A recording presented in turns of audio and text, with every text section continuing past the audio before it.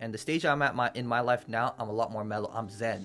I'm calm. I'm ready to attack when it's time to attack. I prepared myself for the opportunity, but sometimes the opportunity isn't the right opportunity. Beforehand, I was taking every opportunity, and that's how I lost thousands of dollars, And this game, business is full of sharks. If you want to learn anything from me, if you're a young age, do not trust anybody. Do not trust these older guys that could tell you you're going to get rich. Yeah. You're not going to get rich easy. It's a long, hard journey. You're going to have to take every step alongside the way. The best journey is the long journey. You take any shortcuts, it's always going to bite you in the back. That's why I'm so confident in my journey, because I know if everything is wiped away from me today, I can make it 10 times faster. Right. So it's one of those things. And that's why I live like this. That's why I'm so confident. That's why I have, I'm an honest man. I say what I am. So I have belief in myself because I didn't skip any step of the journey. Welcome back to another episode of High Value Discussions, where we bring you stories and insights from some of the most dynamic minds in business today. I have the pleasure of introducing a young entrepreneur who is already making waves in the world of customer service and hospitality. At just 21 years old, he is a proud owner of 2 popular spots in Gilroy, California, Top A Lot Yogurts and AJ's Cheesesteaks. From a young age, he understood the importance of hard work and dedication, and he's channeled that energy into creating businesses that not only thrive, but also bring people together. His focus is always leaning towards quality and customer satisfaction. Ladies and gentlemen, I give you Amit Klair.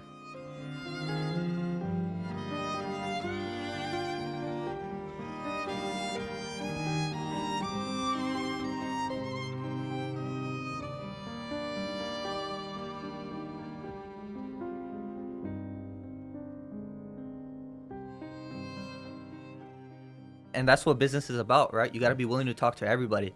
I say it all the time too. You're never too gangster for someone and you're never too nerdy for someone. You got to meet everyone in the middle, right? And that's what it's about. Imagine like a gangster, right? Gangster talks to someone out there that they think is a nerd. They kind of meet in the middle. That's what it's about. Yeah. Everyone has some value to give. Yeah. And you're never too good for someone. You're never too low for someone. Everyone should just meet in the middle. Yeah. And that's how you create value. We had a phone call a few days ago and I was very, very impressed. And it's so crazy too, my man, because like when I hear the age that you are, it is even more impressive because I know there's a lot of people in your age group who are being reckless, messing around and wasting time. And then they wake up later in life and are like, oh my God, I actually have responsibilities that I need to take care of. So you, my man, you're actually a true example of leading the way of people in your age group.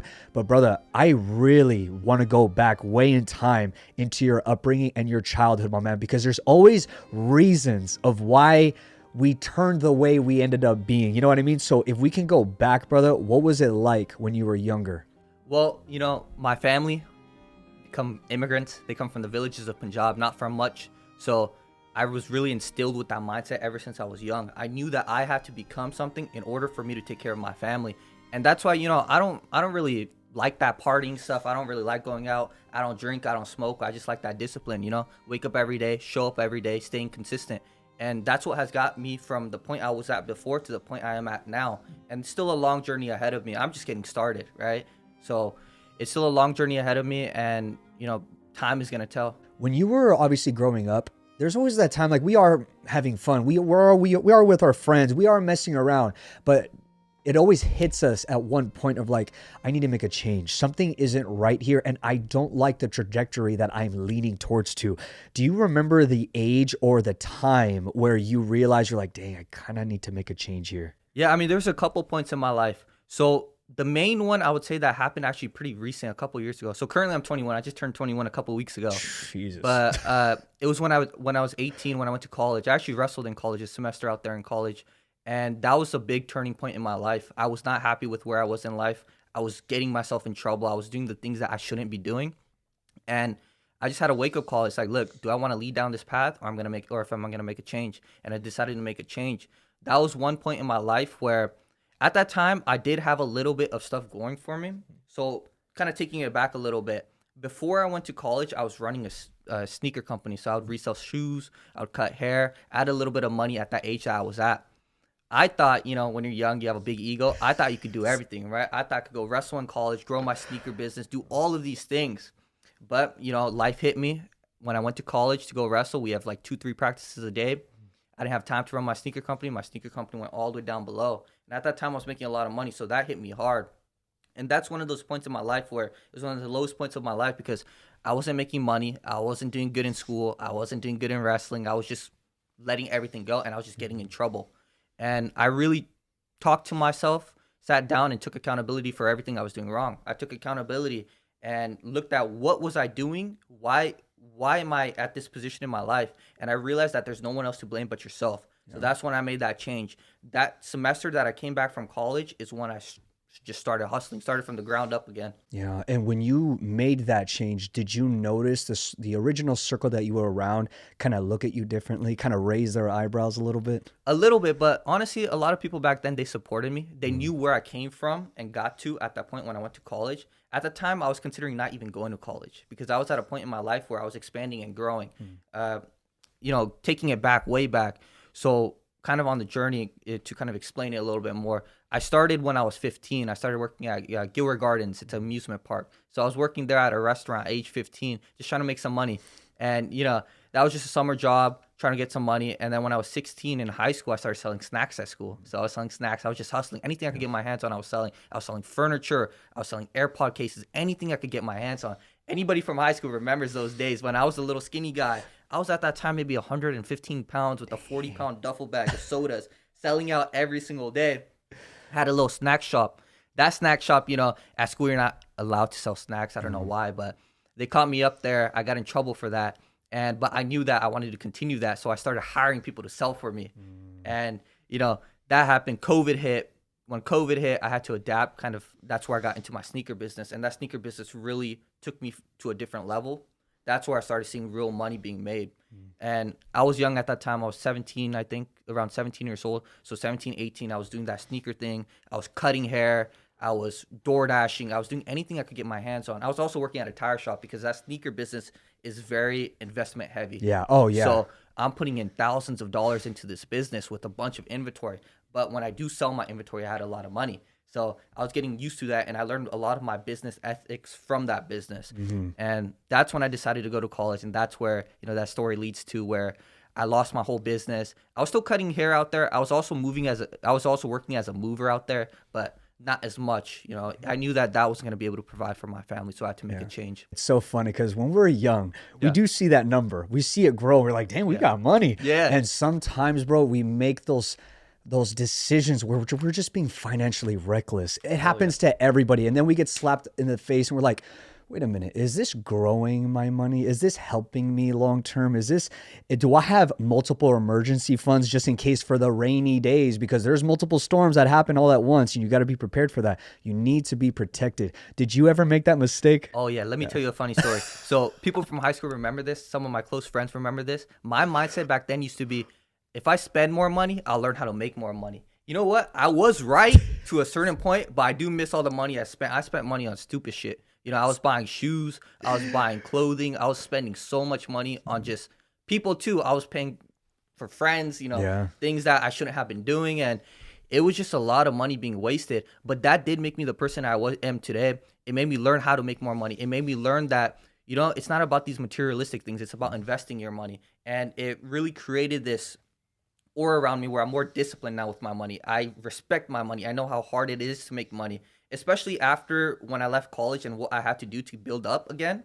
It was a long, hard journey. And we're still in that journey, but it was a wild ride. I had to take 10 steps backwards to take 11 steps forward. You always have to kind of callous everything. You always have to polish things up as you go, man. It's so funny because people see you at this stage and like, man, you're doing so good. But from the inside on you, you're like, dude, there's so many adjustments I'm making every day. Yeah, let me tell you another thing. So recently was my 21st birthday. And every time it's my birthday, I'm very upset with myself because I like to take full accountability over everything. So when I turned from 19 to 20, every year I make a promise to myself, especially after I left college. So from 18 to 19, from 19 to 20, I make a promise to myself. These are my goals. This is what I'm going to accomplish. Then on my birthday, I self-reflect. What did I not do? Why did I not do it? And I take full accountability for everything. So when I turn 21, usually when you're 21, you're out partying, you're doing this, you're doing that. I'm in my room just sitting, staring at the wall. Why didn't I do this? Why didn't I do that? What am I doing wrong? Why am I not where I need to be? Right? What part of my life is not disciplined enough? So it's a lot of accountability that you have to take. The thing is, I got people to take care of. right? So when you got people to take care of and you need to make this shit work, you're gonna make it work. Yeah. So that was a big thing for me. I need to make this shit work. So every year when I self-reflect, I think about, why am I not doing this? I still got these people to take care of. I got these people to take care of. They're not taking care of like I want to take care of them. So I really take pride in that. And I was instilled with that from a young age, from my grandparents who immigrated to this country, to my parents. And it's hard to see your parents work as much as they work. My mom, she worked at a factory, so it's one of those things where you want to take care of your family and make sure that you could provide them the life that they dreamt of living when coming to America. Like, it's a weird flex nowadays where people rather invest in the material objects rather than taking care of their loved ones.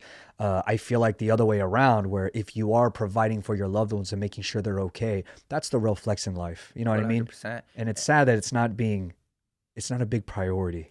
Yeah, I mean, when your purpose is greater than yourself, you're going to succeed. And I like to say it all the time. When I started this journey, if I did it for myself, currently where I'm at in life, I'm good. I'm fine. But I have people to take care of. I'm nowhere near where I need to be. I have a huge family, right? Yeah. I'm from the villages of Punjab with the Punjabi family. Yeah. We got a huge family. Yeah. So there's a lot of people to take care of. And there's a lot of things, that I need to work on, because the next day is never promised. So I need to make sure that my family is taken care of, no matter if I'm here, if I'm not here. Yeah. And that's what I'm working on. So From these family gatherings, do you ever have, like, say, a cousin or a sibling that you kind of like, make them sit next to you and be like, hey, man, like, I think you should jump into this venture if this is not working for you, man, because look what I'm doing. This is what I can do. You can do something similar, but do another venture. Well, it's a little bit of both, right? Myself and my family were very close. My cousins, my brothers, my aunts, uncles were all like one family. When we grew up, there's a point where everyone was taking care of everyone. My aunt is considered my mom. My grandparents raised me. So we all have that. So, for example, my money is considered their money and their money is considered my money. We have that family bond where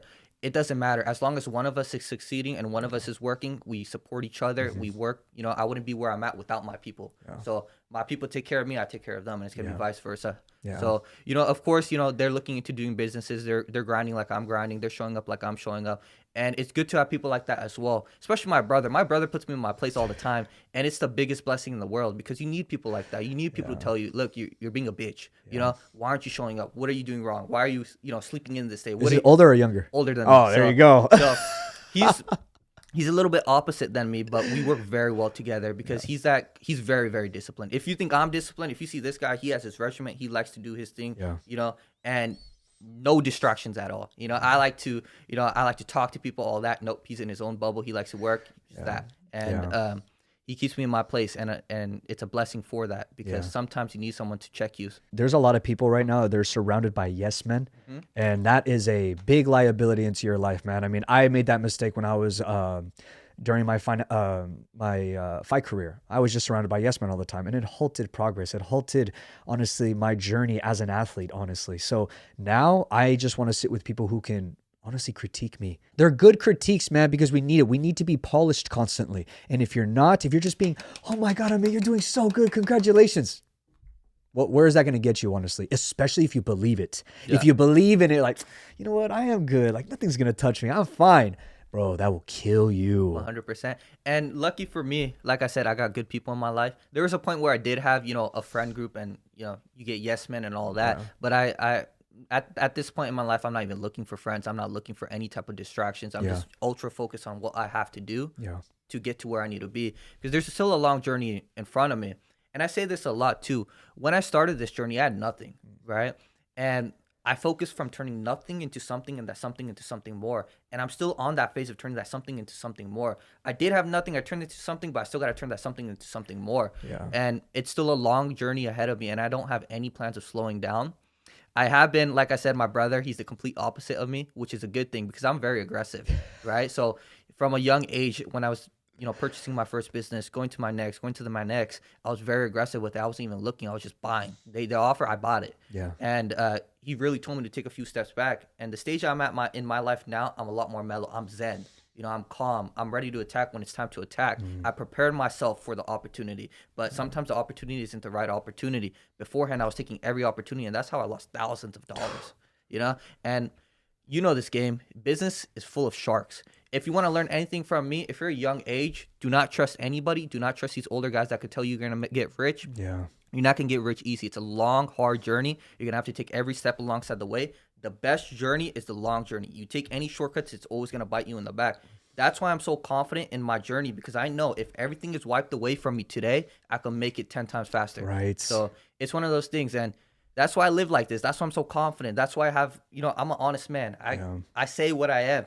So I have belief in myself because I didn't skip any step of the journey from starting off, working at when I came back from college, I took 11 steps backwards. I was working at a tire shop, working labor-based jobs, talking to the Hispanic community. I learned Spanish from that, right?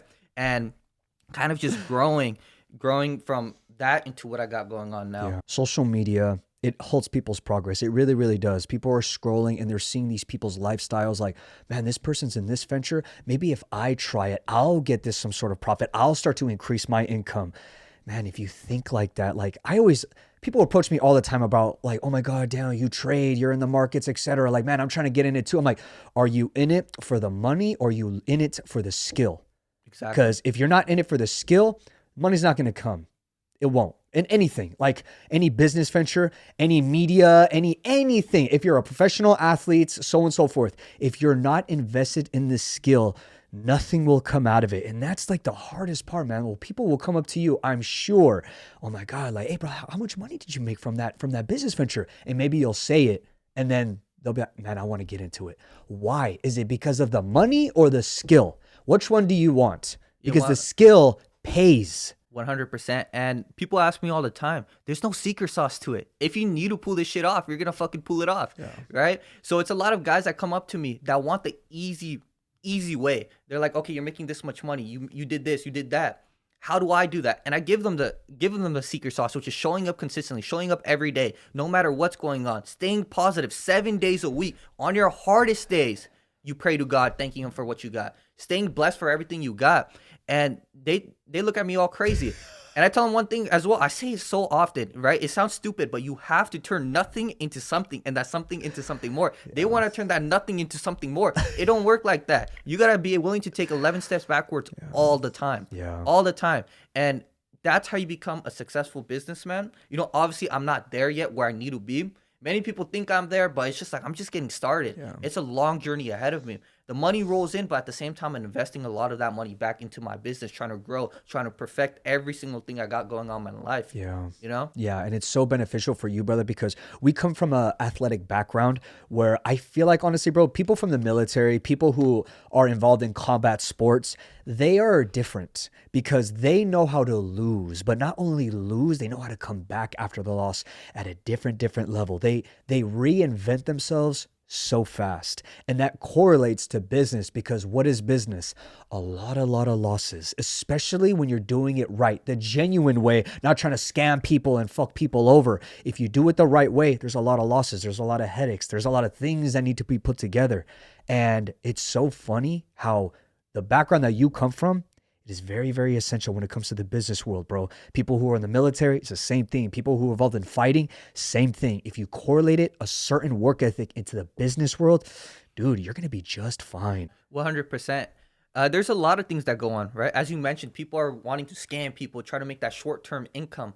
At the end of the day, what I said prior as well is that if everything was swiped from me right now, I'm confident enough that I could build it back 10 times faster. These people that scam people, how many times can you cheat the game before you get caught? So these people that even scam people, let them win. If they're winning, let them win. If they're it's not going to last forever. Yeah. The best thing to do is don't skip any steps. Do everything correctly from the time you wake up to the time you sleep to the best of your ability. Yeah. 7 days a week. Show up 7 days a week. There's a lot of people that show up 6 days a week and take a day off. On that day off that they take, what happens if that was their lucky day where that opportunity was going to come?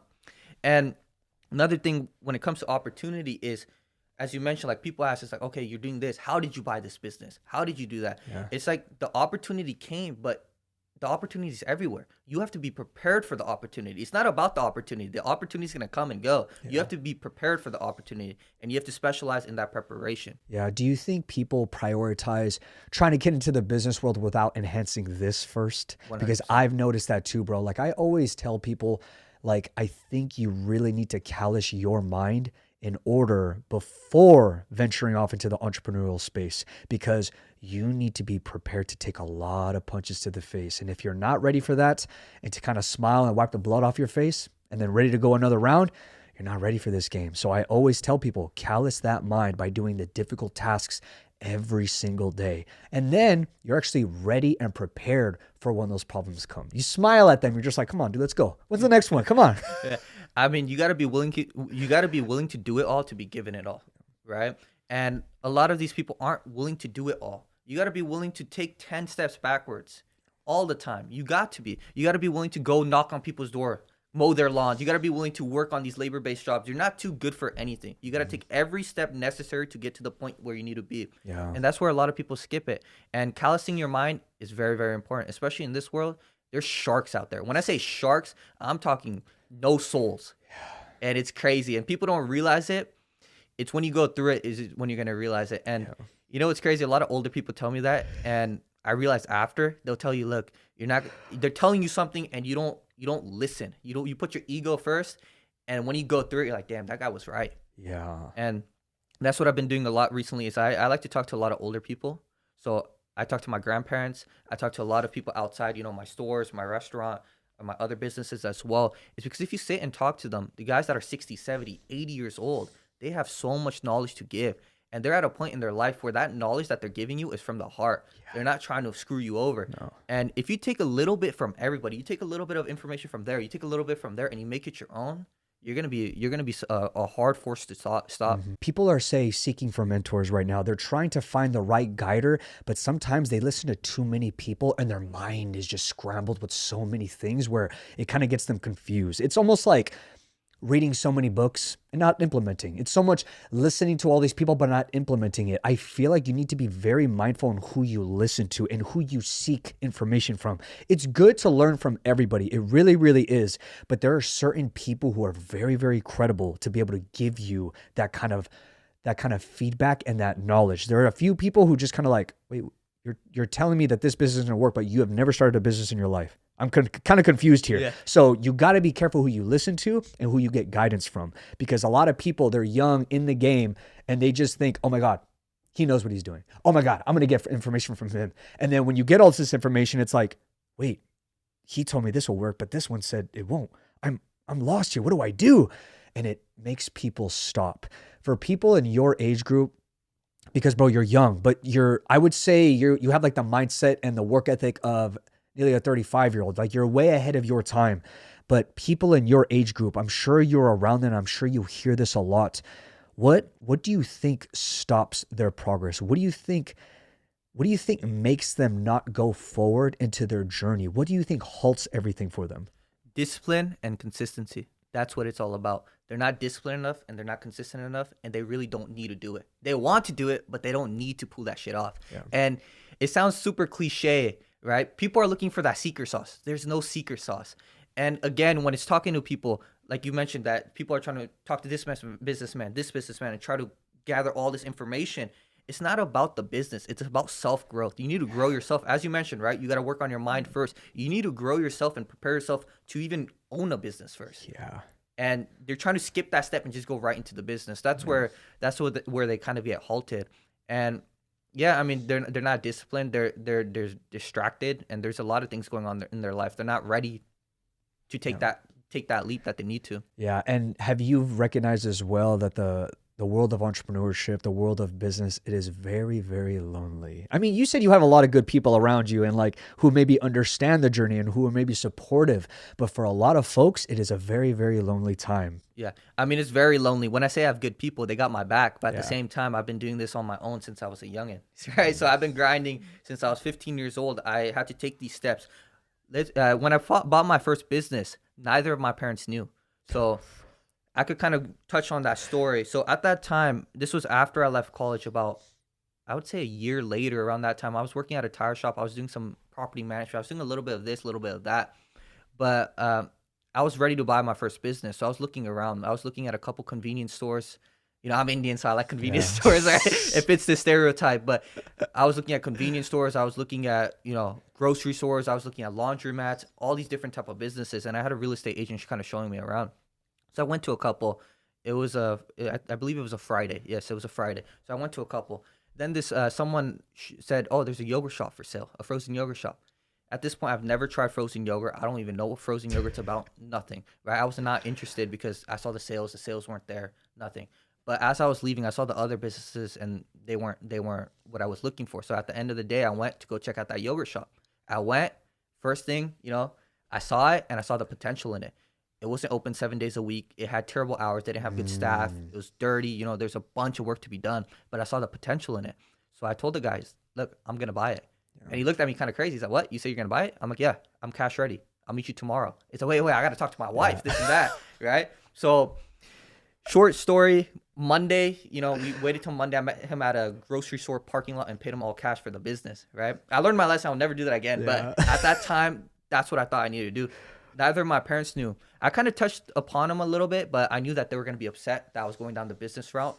And parents want the best for you, right? Yeah. They wanted me to go down the educational route, get my education, get an office job, kind of work that type of lifestyle. But I don't have the privilege to do that. And I think they knew that as well. Yeah. So I went, purchased that business, never tried frozen yogurt, and I was able to expand that business. Now we're on to our, we're going to be opening up our second location soon. That's crazy, man. So it's so funny how a venture that you just didn't even catch your interest, Yeah. but somehow you polished it up, because people who are, say, not educated in the space, but that's what I think of, like entrepreneurs, man. They are able to just solve problems. They're so natural at it, and they just love it in general, bro. But for you, when you were looking at the other shops, it's competition. There's competition everywhere. If you have a food truck, if you have a gym, or etc., there is competition everywhere. People are always like, "Oh, the competition is myself."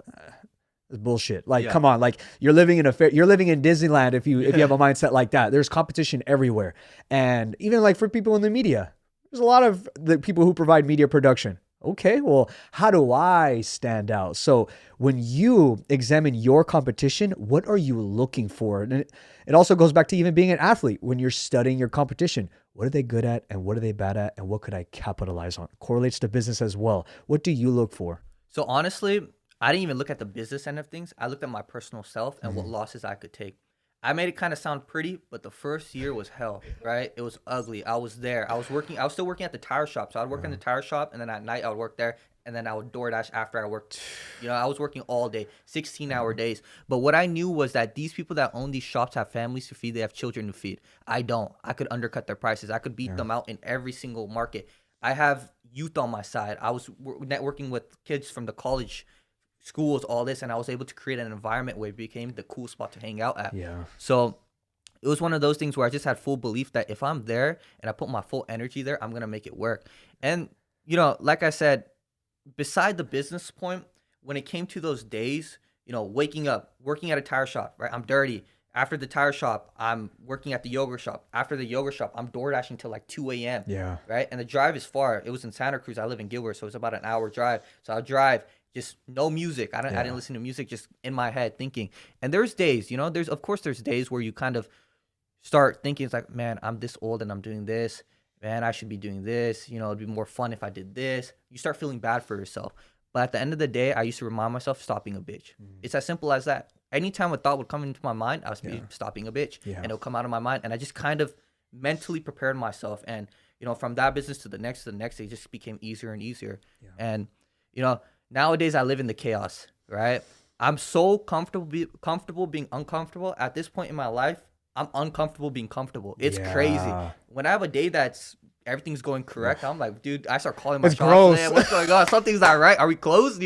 So we live that type of life, but it's the life we chose, and I love every second of it. It's crazy, right? Like, Yeah. that's going back to the whole entrepreneurial state, bro. It's like, if something is going, it's like nice, it's easy, it's pretty, it's all sunshine and rainbows. It's like, what's going on? I don't like this. Exactly. It's so weird, right? Yeah. But we love it. We love the chaos. We love the fire. It's very, very odd for people to understand that. It's very hard to even explain that to those. You know what I mean? Because Exactly. people try to shy away from that. Like, dude, no, like, I don't want problems. I don't want stress. I don't want this. It's like, man, all that stuff grows you and makes you better, man. Like the hard shit, it molds you, bro. And you need to be going through that every day. If I'm not suffering some sort throughout my day, I'm losing. I think when we were speaking on the phone, I gave you this story. I won't get too much into the business side of it, but I'll give you this story. So recently I was getting comfortable. I was, I had a couple businesses going for me. I had a couple properties I was managing. I was doing a bunch of different things, and, the money's coming in. Life's good, So I had to take a step back. I'm like, look, I'm starting to become comfortable. So Yeah. you know what I did?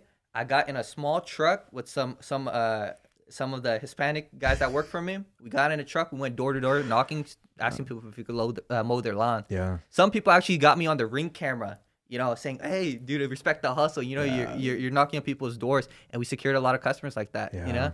And we were able to grow that business as well. But it's interesting, man. It's the life we chose. It's the life we live, and that's just the way it goes in this world. I know you were saying that you love the chaos, you love the fire, but at the same time, things are annoying. Things are kind of like, God damn it, like what really today? Like shit, like this is like something that I not want to do. And it's like pretty much an overlap. But what's probably one of the biggest headaches that you get when it comes to the business world for you personally? Well, so I do a lot of delegation, especially with where I'm at in my business career. And it's one of those things where you can't rely on anybody. Yeah. Right? You can't rely too much on someone. Everyone has to be replaceable. There's some times where, for example, when you're hiring a company to do a service and they just don't answer the phone call. Yeah. They're not there for you when you need them to be there for you. And it's just bad business overall.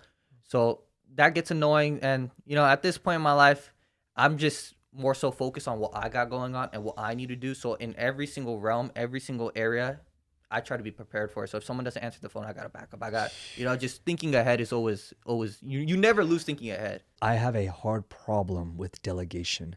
I did hire, say, my cousin into this whole venture. Me and my brother, we started this whole media production. It's very hard to duplicate yourself. It's very, very hard, especially in this industry where you need to be consistent and always standing out because there is competition everywhere. So my thing is, man, like some guy, we had a meeting a long time ago and he wanted to do everything for me. He wanted to edit everything for me, wanted to do this, wanted to do that. And then he showed up late, 27 minutes late. And I have very high standards. And I'm like, wait, you set up this meeting. You wanted to do this and you showed up late. It's very, very unprofessional. Nothing but love, nothing but respect, but I cannot work with you. I'm sorry.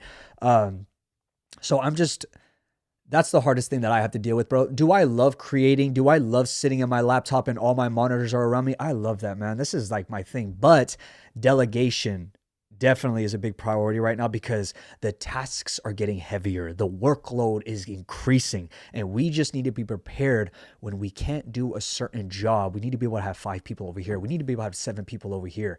But it's hard finding those people because people are very, very unreliable. Yeah. But where do we find those? By networking with the right people, and eventually something pops. You're like, dude, we gotta hang out. Dude, let's go have some cigars one day. Let's go hang out, this and that. Let's go out to dinner. Let's go eat some steaks, yada, yada. Networking eventually finds you the right people.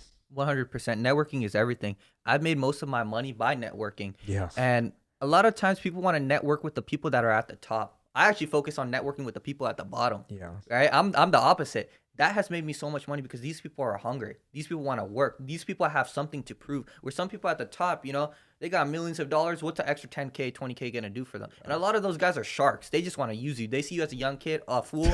They're going to just use you and swipe you. It's happened to me many times, and I've learned my lesson. So nowadays, I'm just working with the people at the bottom because I come from the bottom. Yeah. I could talk to the people from the bottom. I could talk to the people from the top, but I'm never going to change. I always got my people at the bottom that I'll always, kick it with. Yeah. So it's one of those things where it's not always about the networking with the highest guys. It's about networking with the right people. And it's very hard for people to be able to, because people get kind of shook when they do get into those rooms. They get kind of like shy and nervous. Like, who am I to be sitting next to this person who's worth this much, who's done this much? It's like, man, walk into the door like you've been there before. You know what I mean? And that goes back again, callousing this. Because if that is not calloused, you're not going to have any confidence when entering these doors or shaking these hands with these people. You got to act like you've been there, and you got to talk like you've been there. You got to walk like you've been there because they'll see it. They'll smell you, bro. Like you said, they're sharks. If they see blood, they'll just eat you all day. You know what I mean? So you got to be mindful in that. Yeah, this is the world we live in, right? And ego is a big thing as well, where I see a lot of entrepreneurs kind of fail. Right? They put their ego really high. There's guys that do, that are construction workers that own construction companies that walk around like they own the place. Yeah. And they're not closing deals because they're giving their customers outrageous prices. You got to be fair to everybody. Yeah. You got to make sure that you're not trying to get rich off of one job. There's been times, just in my business, my management company, where there was contracts I had to get. I had needed to get them. Yeah. And people don't understand that when I say I needed them, I needed them. If I didn't get those contracts, I'm under. Yeah. Right? But at the same time, I kept my business morals over everything. Where there's these other guys that are like just trying to get rich off of one job. Yeah. And that will never work. It's always about customer service, making sure your customer is happy, making sure you take care of your people first. Yeah. You take care of all of them, the money will come in return after. Bro, it's so crazy, man. Prioritizing the customer service, man. Like in our space, when it comes to media, bro, we work with people. You know what I mean? Because we build long-term relationships with these people first, rather than just being all about numbers and business, etc. That keeps things consistent for both parties. If people need this document, if people need this over here, this event, and we'll be able to capture them consistently, bro, that's great. Why? Because we worked with them, rather than be like, no, this is a flat fee, F you, take it or leave it. Oh, you're not gonna? Bye. Yeah. You know what I mean? Work with people. There's a lot of people like that, and they kind of have their nose high in a way, right? It's good to keep your head high, but don't have your nose high. Yeah. Because, you know, of course you want to be confident. You want to go out there, act like you know what you're talking about. Sometimes you got to fake it till you make it. Yeah. But you got to be out there. You got to be confident, but keep your ego to the side and stay mellow, you know? When it comes to the negotiations of businesses, when you're handling contracts, when you're handling the tough decisions that go forward, I'm sure those discussions, they've taught you so much when it comes to sales, rejection, negotiation. What are probably the biggest things that you took away that you kind of passed on to your team? So one of the things is I used to never like saying no to a job, right? So I would take every single job that would come my way, but it has built me to the person I am today and where my company stands now, because I needed those jobs. I needed that. So it wasn't about the money. I needed those jobs to grow my company, so people know that my company exists, that it's a company that works good. But you know, one thing I pass on to my people is that you gotta really want it. Right, you got to really want those contracts and get those contracts signed. So you got to work with the customer. Sometimes your price is going to be too high. Put your price a little bit down. Look at your numbers. Understand your numbers. If you know you got negotiation room, let your customer say, look, this is my budget. Get them down to that budget. Substitute something in there that could get them to the budget that they're looking for. Yeah. Because at the end of the day, people are spending their hard work money with you, and you got to take pride in that, because we know how hard it is to make money. Very hard. We work with our hands. If you look at our hands, you know, these are rough. working Calluses hands. everywhere. Exactly, right? So we know what we have to do to take care of our people, and that's one of the most important things. I'm just working every day, right? So anything I could work on, I try to perfect it, because you never lose trying to perfect something. As you mentioned, right? You're trying to perfect it. We might never get there, but if you're striving for perfection, you're gonna always win. You know, weaknesses, like you said, communication, giving people a shot, giving people a chance. Where, you know, a lot of times though, you do gotta put your foot down, and sometimes I fail on that. I don't put my foot down enough. I give people too many chances sometimes. So, you know, I'm young right now, and we're growing, so I got to be really, really disciplined and really strict on what I got going on, because people look at my age and they're already, you know, so I got to be really sharp in whatever business endeavor I'm in. So does that shock a lot of older people when they do meet you? Well, it's one of those things when they start speaking to me, they realize, okay, maybe this kid, you know, maybe this kid got it in him. But a lot of times, you know, I sometimes go with it where they just think I'm the owner's son or the owner's, you know, something related to the owner. So I kind of go with it sometimes. Honestly, it's so annoying too, because man, there's a lot of people who are doing great things, and I feel like a lot of older people, they should start to realize that. It's like, hey, you don't have to be 50 years old to create something great. You can be 16. Dude, there's like 16-year-olds, 18-year-olds already like multimillionaires just from a sneaker company. Like I think I saw a video quite recently too. Like this guy was just making so much within his business just from sneakers. It's like, you can do some great things. And it's so funny, bro. It doesn't need to be sexy, right? I feel like the boring businesses, bro, they work. Like people talk about laundromats. They're like, oh, that's an ugly business. But you know how much capital is coming from that? It's stupid, right? Boring businesses work. And I feel like that's one of the things that halts people's progress too, is they think they need to have this beautiful, gorgeous, sexy business. So it's very extravagant. It's very flaunty, but it's like, man, do what actually works rather than just being, guys, look what I got. Look what I'm all about. Check me out. Look at the Lambo. Look at the rolls. It's like, bro, are you want it for a quick night stand, or do you want a long-term marriage? What do you want? You know what I mean? So it's so hard to guide these youngsters, especially when they're looking at, say, social media, because all these guys, like you said, the scammers are saying, oh man, I can get you this much in like 3 weeks. Okay. So you're going to teach me how to get this quick, but you're not going to teach me the principles, the sacrifice, the losses that I made just to make that. Bro, if you're in a space where you make it so fast, you'll also lose it very fast. Yeah, I mean, you got to be comfortable in losing it as well. Yeah. Like you said, some of the ugliest businesses make the most money. There's a point in my life, actually, when I used to work at that tire shop, I was selling tacos on the street. So we just got like a little... Doing everything. A little bit of everything. Like I said, you got to be willing to do it all to be given it all. And these are just some of the things I've done. I've done a lot, and I've been through a lot, and there's a lot still that I need to go through to get to the level where I want to be. Yeah. But that business was doing very well because it's cash money. You know, you're selling. You got no rent. You got none of that payments and all that. That business was probably making me more money than my restaurant currently is because the restaurant business, you got rent, you got utilities. Just to open the doors on that place is expensive. Yeah. And that's where a lot of people don't realize as well. If you look at your costs, a lot of these guys that own businesses, they're not honest with you. They'll be like, oh, no, it's, I make this much money. I do this. I do this. Yeah, but what are you putting in your pocket? That's where the truth comes. Because I've looked at a lot of books, especially when it comes to buying businesses. Yeah. And these guys are some people are making tons of money. Like I'm talking millions of dollars in sales, but they're not putting anything in their pocket. And that's just from them expanding their business too fast and not focusing on the little things. They try to just expand it, make it look pretty like you mentioned. Yeah. Instead of just focusing on the ugly, taking it from the ground up and slowly building it. And lucky for me, I don't have that privilege where I have parents that could give me $200,000-$300,000, buy this business, do this, do that. I have to build my stuff up. So it's like I got to start small. I got to start small and kind of slowly grow it up. And that's where a lot of people make mistakes is you don't need $200,000-$300,000 to invest in a company. Start with nothing. Start with, like I said, turn nothing into something, that's something into something more. Yeah. Sell tacos on the street and then make that money, generate that money, and then slowly buy a food truck, then buy a restaurant, and then keep expanding like that. Yeah, and it's so funny. Another mistake that people make is when they do start a business, they see all the funds and they just spend, rather than reinvesting into the company, rather than reinvesting into the business. Because if you're like, bro, you walked into my house, there's a package.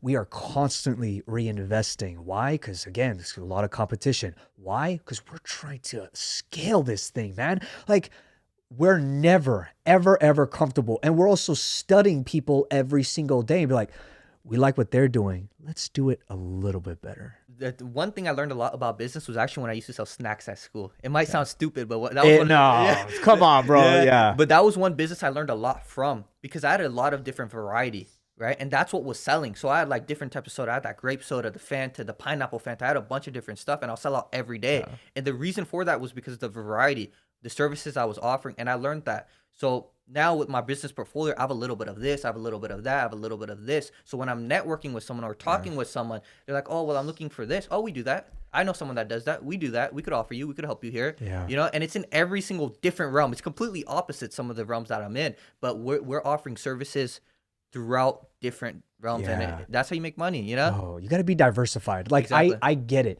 Being niche is phenomenal. It's great. It's like, oh my God, say if somebody was capturing weddings, just weddings, and they're so great at it, bro, applaud to them. But I'd rather do photography in any field. I'd rather do videography in any field. I'd rather do podcasting production in any field. And guess where I'm at? Diversified. What does that mean? Constant jobs. Like today, I got a job. Tomorrow, we got a job. Sunday, got a job. Monday, got a job. Constantly being busy with this stuff. Why? Because we're diversified. If people look at our portfolio, they're like, wait, they don't do just real estate. They just don't do sports. They don't just do this. They do everything. That's the kind of blueprint that I want to give when it comes to asset media productions. If I'm just one particular niche, that's cool. I don't want to be cool. I want to be fucking great. And honestly, make it look easy. You know what I mean? Even though it's hard, make it look easy. I was talking to someone recently, and they're mentioning to me, oh, I'm having a hard day today. And I was just thinking in my head, I respect it, but hard days are meant to happen. But you got to look at the positive of the hard day. Every day that you have is a blessing. The next day is never promised. What is promised is that you're going to have hard days, right? You're going to have good days. At the end of the day, if you're able to make it through those hard days, there's going to be good days. Yeah. So you got to make it through those hard days if you want good days. Yeah. And I don't know. My mindset's a little bit different. I'm very, very, I like to sharpen my mind. I don't even let myself think about bad days because I know what real bad days are when I see other people. I don't think I've ever had a bad day. I don't Yeah. have the privilege to say that I've had a bad day. Yeah. You know, same with being sad. I'm never sad. Why should I be sad? I'm blessed, you know? Bro, like, look, you're fully clothed. Yeah, You're full belly. Like, exactly. look where we're at right now. What do we have to complain about? 100%. And that's another story. You know, I like to always be positive, right? I like to have that positive attitude, try to spread positivity. And you know, I was talking to someone, as someone, right? And they asked me, "How are you?" And I said, "I'm always good." And they took offense to that. And I was just thinking, it's like, what do you mean? And they're like, "What do you mean you're always good? You're human, right?" And I'm like, "Yeah, I'm human, but I choose to always be good." Yes. Like, and I don't know why they took offense to it, but they're like, "Well, you should have bad days, sad days." It's like, look, I'm not trying to have bad days, sad days. You know, my family comes from a third world country. You know, there's kids that don't have food. There's people that are really struggling. I don't have the Yeah. privilege to say that I'm sad today. You know? Yeah, no, it's honestly, bro, a decision as well. Like, it's a decision for me not to improve my health. It's a decision for me to just sleep in and not get shit done. It's a decision. If I want to do great things, then I need to decide to do the great things and I need to put in the work. But at the end of the day, it's a decision within yourself. If you want to do something great, decide that you actually want to and talk to yourself if you actually want to. If you want to just be lazy, you want to scroll, you want to bullshit, you want to do this, distract yourself and be so surrounded by all these temptations, that's your decision. You are choosing to be miserable, you are choosing to be distracted, and you are choosing to be multiple steps behind. It's unfortunate, but that's the reality of it. 100%. And when it comes to that decision, everyone has their own decision. Everyone has their own goal. But the decision you made, don't get mad at me when I'm doing my thing. You get what I'm saying? I'm not upset with you. I'm not saying, "Oh, well, you're doing this, you're doing that." Yeah. I'm not hating on you. Don't hate on me because I got all this stuff going for me. Because you made this decision. You made the decision not to show up like I showed up. There's no secret sauce to it. If you showed up the way I showed up, you would have everything I have. It's as simple as that. Yeah. Going back to like the subject of, say, like haters, right? They could actually learn from something from being, say, next to us or asking us questions, etc. Because what do we want to do, bro? We want to constantly give value, give people game, upscale somebody's life. Like, that's a flex for us, bro. Passing down information and then watching them execute, bro, it's a beautiful thing just to be giving, man. You will live the blessed life when you constantly give, and I love to do so. But it just sucks. It's like you rather complain or you'd rather say a negative thing about me or so on and so forth rather than just learning. And that's their ego hitting them because they're thinking that there's some secret sauce or I did something different. When it's I'm just showing up every single day, not complaining. Whereas you're complaining, you're doing your thing. But like I said, like I'm happy for everybody. Yeah. Anyone that's winning, I'm happy for them because I love seeing it, especially from my city. If I see someone winning from my city, I'm super happy for them. I reach out to them. I'm like, dude, congrats, bro. Keep winning. You keep going. Like, let's meet at the top. These people right here, it's much easier to meet someone at the bottom than it is to meet them at the top. Yeah. So what these people want to do is they want to drag you down and try to meet them at the bottom because it's much easier. They don't want to put the bullshit to the side, take accountability, and try to meet you at the top because they know it's a hard journey. So instead, they're going to try to tear you down so you meet them down below. And for them, that feeds their ego. Yeah, I've noticed this too. I was more liked when I was doing the ordinary things. I was liked when I was having that average mindset. I was more liked when I was just doing the normal stuff, the day-to-day stuff that everybody kind of does. And then when I kind of changed the trajectory within my whole system, my discipline, my everything that I do, it's like, forget Daniel. When I took my first steps in business, I was laughed at. People were always hating on me, saying something. The same people that laughed at me are the people that come up to me to try to shake my hand. It's crazy, man. This world is crazy. And I'm sure you've experienced it as well, where people laughed at you when you first started this journey. They're like, "Oh, this guy's trying to start a media company," right? Whereas you're just trying to win. You're trying to improve your life. You know, it's so funny, bro. Like the people who do say look or the people who do say hate, they are the ones that actually ask the most questions. Meaning they're like, "Hey, Daniel, so, man, what are you up to next? What's going on?" You know what I always say? Nothing. Yeah. I'm like, you are not worthy of me explaining myself. One, you're a fucking hater. Two, you're not going to support either way if I do it or not. And you know why they're asking you is because they want to see you fail. They want to see what you're going to say. Hey, keep watching. Exactly. I mean, hey, they're fans. That's what it is, right?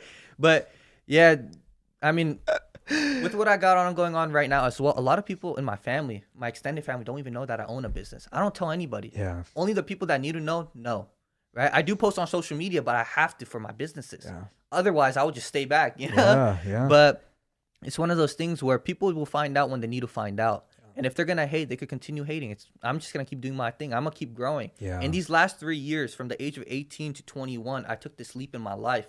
And if they took the same leap from 18 to 21, especially the people that are my age, they'll be at the same level that I am at. Yeah. I'm no different than anybody else. Yeah. We're all the same, and we're still the same.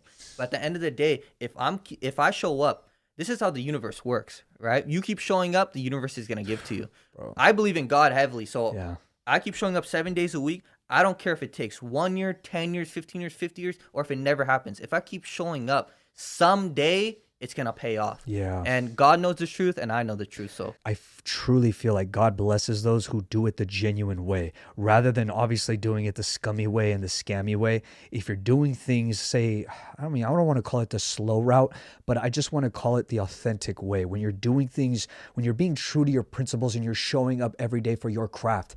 And God sees the hard days. He sees the struggle, and he's like, you know what? I'm just going to keep blessing you and keep giving you strength because, like, man, you're consistent. You're executing on the things that I gifted you. yeah, and a lot of people will pray on the good days, thanking God for the good days. But you got to pray to God on the bad days, especially because that's a lesson he's teaching you. Yeah. Every lesson that God gives you is a blessing. Every time, say I lost thousands of dollars, the first thing I do is pray to God, thanking him for this lesson that he's going to give me because it's going to make me a better man. I needed this to happen, whether I wanted it, whether I wanted it to happen or not. God knows best. He knew that I needed this to happen. So he put me through the ringer, and he was going to see if I was going to make it out. And every time I pray to him, thanking him, I know that he sees that, and he knows that I'm really about it. I'm the guy that he wants to give these blessings to. Yeah, man. So yeah, it's just about that, man. Showing up, keeping your ego low, and just trusting the process. yeah. When you're reflecting, like when you were saying earlier about every time you get older, like, it's your birthday, you're always reflecting, right? When you're obviously reflecting on the things that you didn't do, what are the things that you kind of want to enhance when it comes to your businesses? What is this thing that you want to use as tools to be able to scale them even higher? Well, it comes to you could always work more, right? There's 24 hours in a day, and I like to be extra disciplined and take accountability for everything. Even if it's almost impossible to take accountability for it, I take accountability for it. So there's 24 hours in a day. I could sleep an hour less. We all can, right? So I look at things like that. These were my goals. Why haven't I accomplished it? Maybe because I slept an hour in. So, when it comes to scaling my business, I've actually taken a different route this year around, actually in 2024. 2024 has been a crazy year for me. A lot of expansion, a lot of people coming in my life, a lot of people leaving my life. It's been one of those years where I thought 2023 was the year where I faced struggle. 2024, I've seen new struggles. And 2025 is going to be a different year. But this year really tested me, and I feel as if I kept showing up 7 days a week no matter what was going in my life. And I've stayed positive through thick and thin. So my expansion plan is a little different this year. I've actually taken 10 steps backward, and I'm learning to be zen and calm. Because, like I had mentioned, we're opening up a shop. It's actually in the Gilroy Premium Outlets. It's going to be open very soon, hopefully by this month. I've been saying this every month, so we've been dealing with that.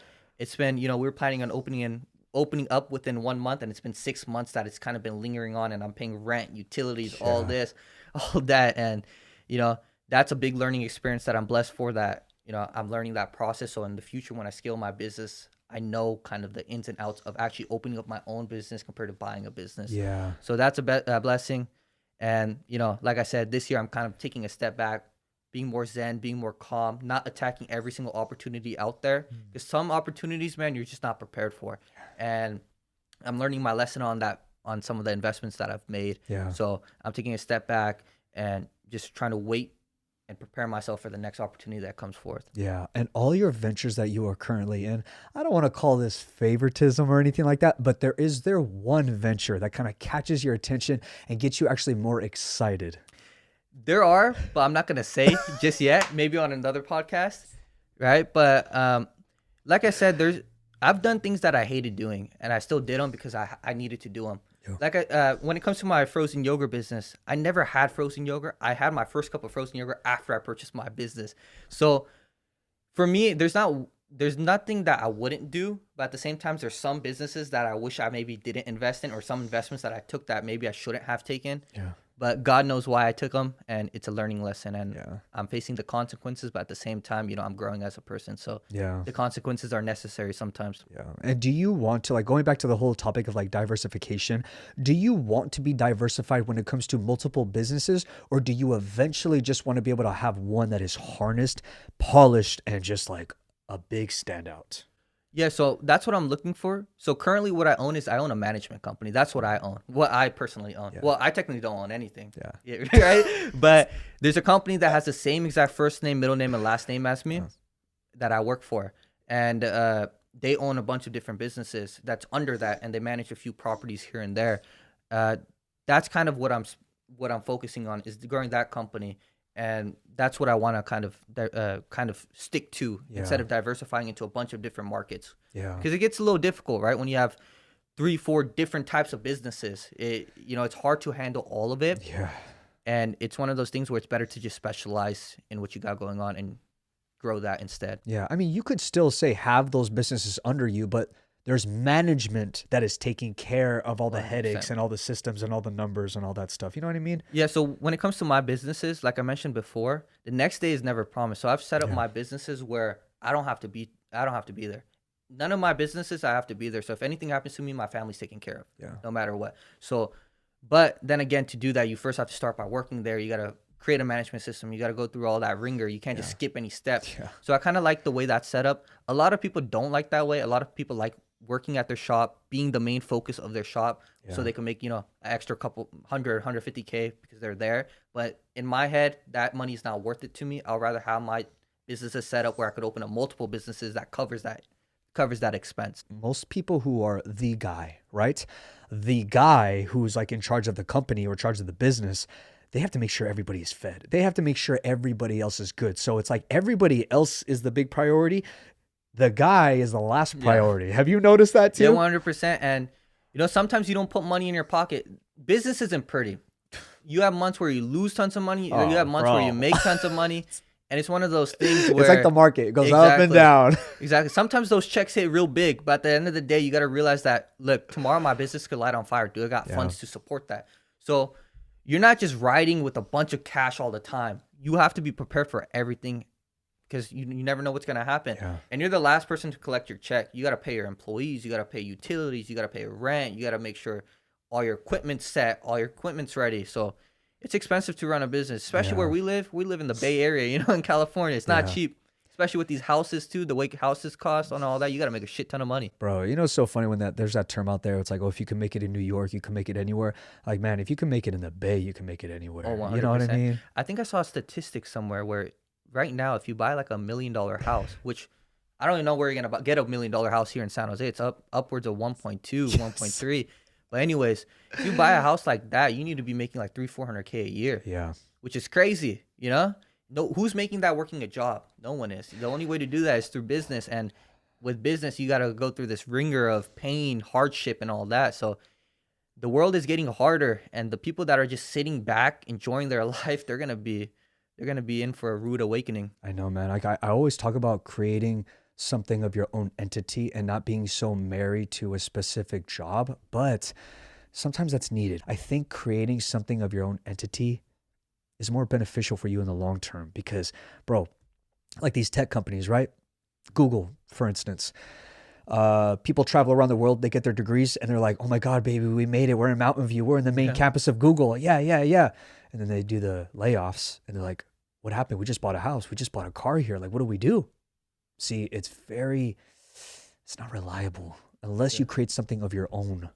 Yeah, the only thing you can rely on is yourself, right? You got to make sure you're that person that whatever happens in the world, you'll always make money. Yeah. So, when it comes to the education stuff, I'm currently in school. I'm almost done with school. I'm doing all this while in school. Shout out, bro. Jesus. Right? It's a lot. And I'm doing school for kind of my family, right? They want me to finish school. And I promised to them that I'll finish school. So I'm on my last year, hopefully done after that.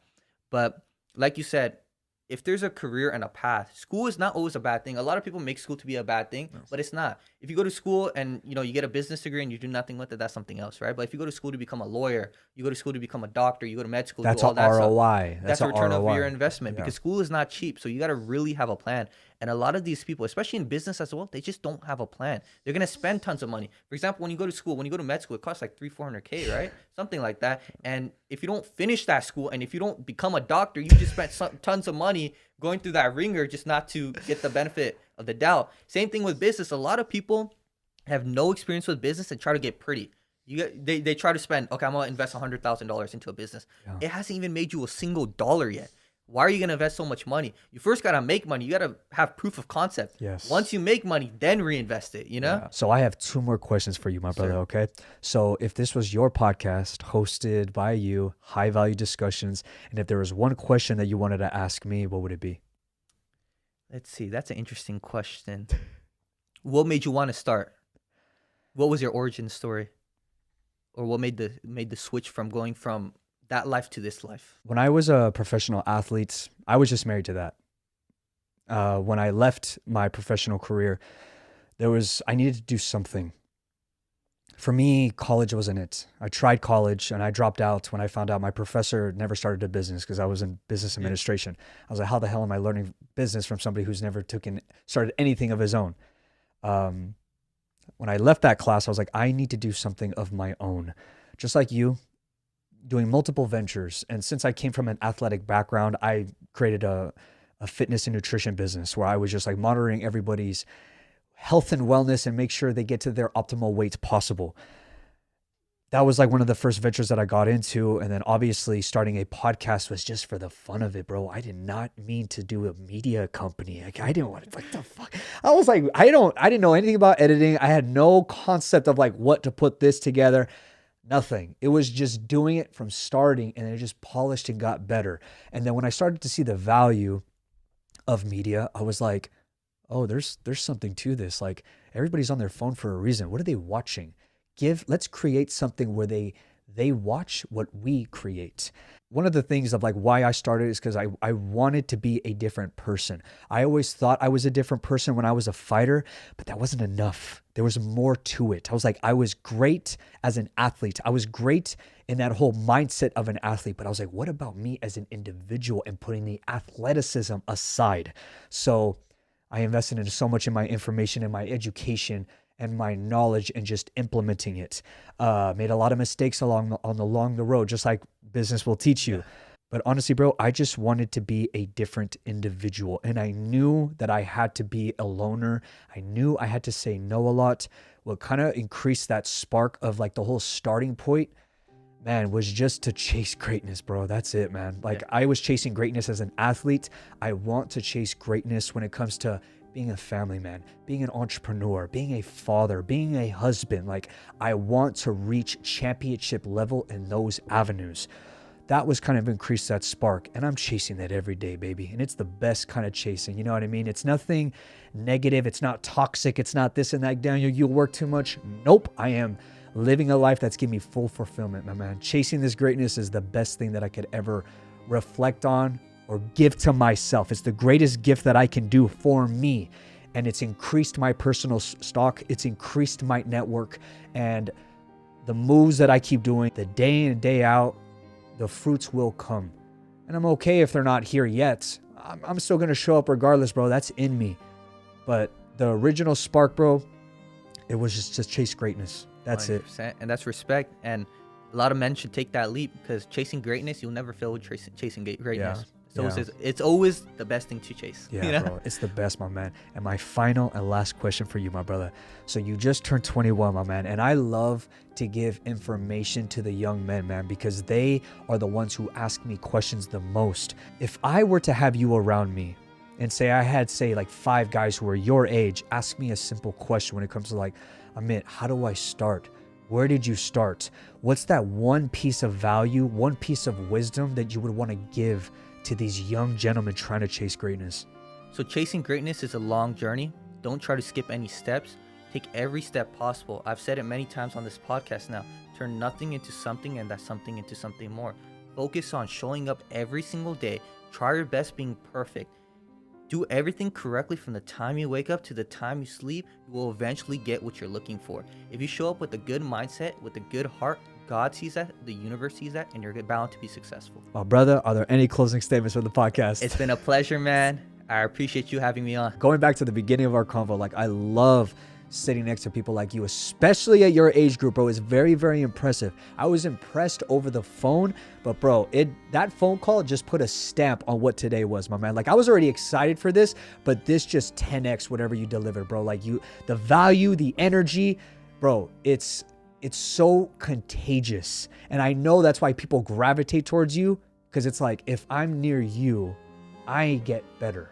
Or I'm forced to get better because the presence that you give. It's what it's about, man. And I've gotten better today talking with you. This was a learning experience for me as well. This is my first podcast. So I'm going to definitely take a look on what I got to work on.